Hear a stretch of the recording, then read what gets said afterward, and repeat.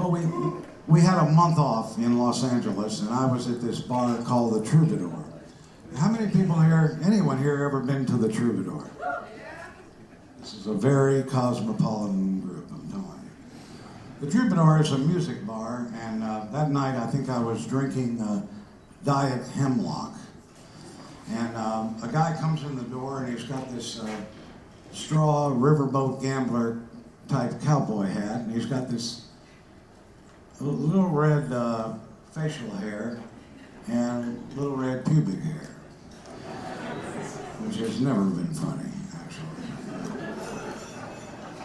And I figured this is one of these Texas singer-songwriters, but I wasn't sure which one. I didn't know if it was Ray Wiley Hubbard or the late, great Rusty Weir, or maybe, I knew it wasn't Jerry Jeff Walker, because he's the second biggest asshole in Texas. I know this, I'm the first, so.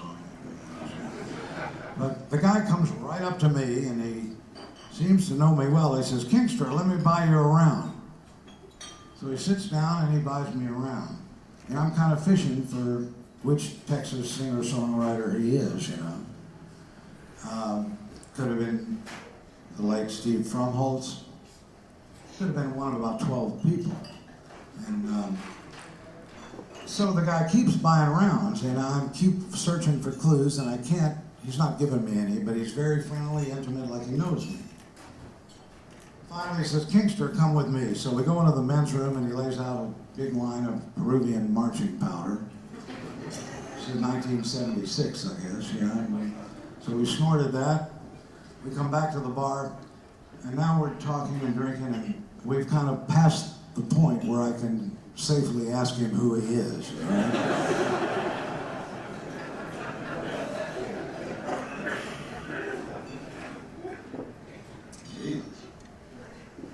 And so, finally, my conscience got the best of me because I wanted the truth, even if it hurt his feelers a little bit, you know?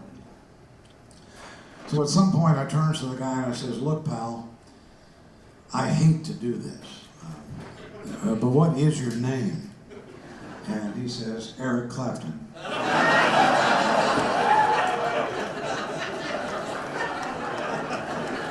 How I miss the accent is a real but that's exactly how I met Eric the first time I ever met him.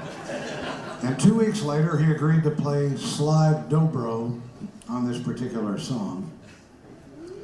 So let's see, if you know this little booger, help me out with it. Now, this song has not been a financial pleasure for the Kingster because it's almost never played on the radio. But everybody seems to know it because their parents taught it to them when they were little. Which I'm quite bitter about.